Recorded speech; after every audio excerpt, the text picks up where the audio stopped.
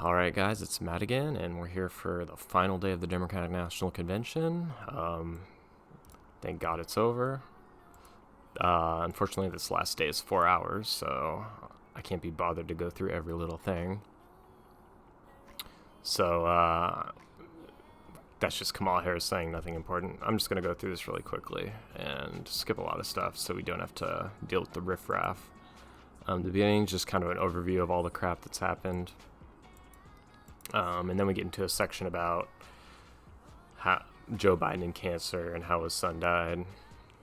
And he died of cancer, so he wants the cancer moonshot to find a cure for cancer during his presidency.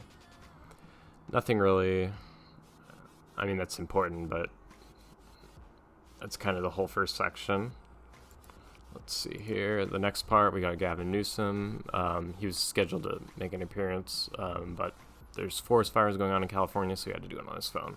He basically just talks about global warming and how Trump doesn't care about global warming and stuff, but Joe Biden does. Let's skip ahead. We got Andrew Yang. He just talks about how much he loves math. He's like, I'm the math guy, remember me? Yeah, he literally says that, if I remember right. And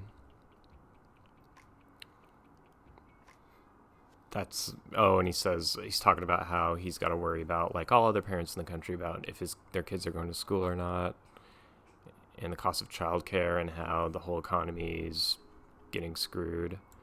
And Julia Louis-Dreyfus is the host of the final night, from Seinfeld and Veep. I never watched Veep, but I love Seinfeld. And she just kind of makes a bunch of jokes, whatever. She acts like her Veep character, I guess. I've never seen that show, though. Let's see. Historians, where am I? Nothing important. There's the mayor of Washington, D.C. again. Civil rights stuff. Another musical performance by this guy. I don't know his name, but there's, what's that guy's name? I forget him too. Okay, now I'm going to get to this part. This guy's supposedly a historian, and he basically just says, we need to be on the right side of history, and Trump is a unique challenge for this country, and it's kind of like having a wise person lecturing us to, if I was a Democratic viewer, to assure me that this is a historical moment and we need to vote Trump out because all this bad stuff's happening. And I noticed that a lot in Democratic circles, is to have kind of validation from an educated official. But defer to authority is what it's called, defer to authority fallacy. But he's just kind of lecturing us. And she's kind of doing the same. She's a Native American. I forget exactly what she says. I didn't even write much down for her. Let me see.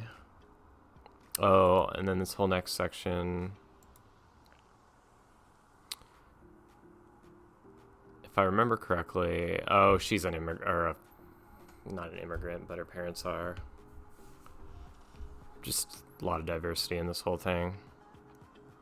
Let me see here. Oh, and all these other people are talking about we need fair elections. And this comedian lady, she's on TikTok and stuff. I don't use TikTok. But she's got a show now on Netflix. But this whole little section is talking about how Trump's trying to ruin the post office or whatever. Then we got Cory Booker, doesn't say anything. They're all going to have a segment later anyway. Here's Biden with all these blue collar workers, just kind of talking about how Trump destroyed their lives, but how great Biden would be.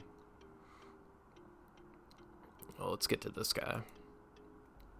This guy was Obama's Surgeon General, another authority figure, educated official, talking about how Trump made the virus really bad and whatnot.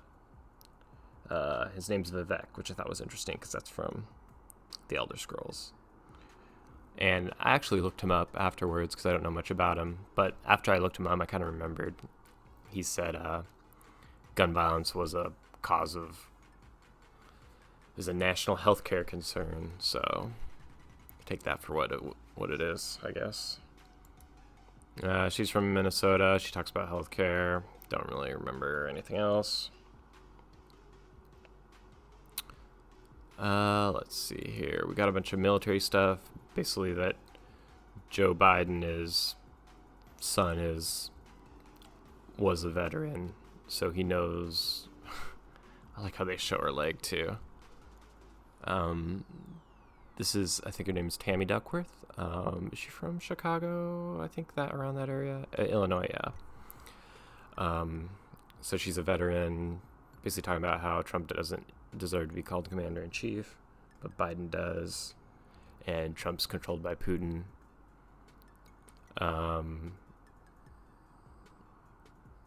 That's basically it. Having a veteran senator endorse Joe Biden. Another thing about Beau Biden. Got Pete Buttigieg. What's he talk about? More veteran stuff. This whole thing is kind of a veteran section, but it leads into this little section where all these former candidates are talking about how much they love Joe Biden and hate Trump. It's kind of just nothing they haven't said before, except they each get at least 15 seconds to say the exact same thing. But it's kind of just showing unity in the party to defeat Trump.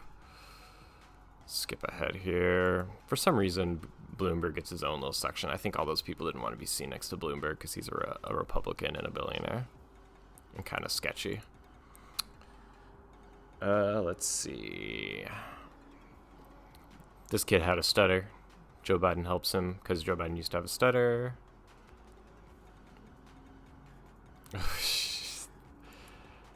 Then we get a little part where Joe Biden's kids, his surviving son and daughter,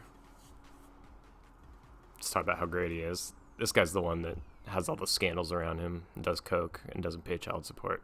Which I think it was interesting they actually chose to include him. But whatever. Joe Biden's riding trains again.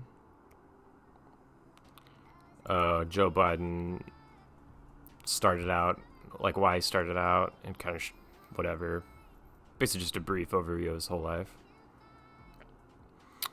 And then we get to the whole speech, the speech of the week. This guy could potentially be your president, or our president. And let's see, I wrote a bunch down for what he says.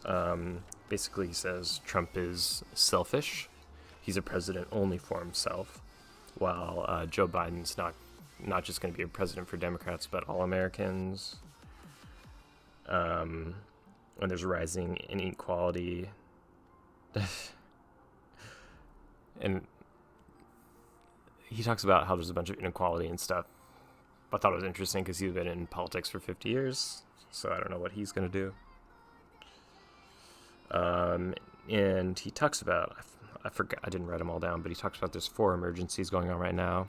The coronavirus, the economy, global warming, and all these racial riots. And how this is one of the most challenging times of our life. Trump's basically making it worse. He talks about how he's going to deal with the virus by having a mandatory mask mandate and quick testing for everyone day one of office. Realistically, I'm not sure. I bet by then we'll have a vaccine, or at least herd immunity. So I don't really think that's too relevant. Let's see. Oh, and he talks about we need to make the vaccines in America and have PP in America and bring it back, which I thought was another funny, interesting point. Because people who've been in politics for so long are kind of the reason all that stuff is made in China right now. So, I mean, hindsight's 20/20, but I don't know why he made a specific point about that. And talked a lot about infrastructure, how he's going to rebuild everything. Build back better is his slogan. So I think his main thing is going to be rebuilding American infrastructure too. And then he talks about how Trump said Nazis were good. The both sides argument, the thing that Trump said, which it's not exactly true. But a lot of people keep repeating it as if it's true. But that's basically it for that. It's like a 30-minute speech. And then there's a bunch of people. Wait, let me get here. A bunch of people on the screens. They're all happy. A lot of people in their cars with their flashes on. These are outside the building, and Joe Biden and Kamala Harris are going to go out there and watch the fireworks with their masks on. And that's basically it. That's all 4 days of the Democratic primary, or Democratic National Convention, all summarized. Got them on my channel if you want to watch the other 3. Probably do the same for the Republican one too, because why not? So you don't have to watch it. So I'll talk to you guys later. See ya.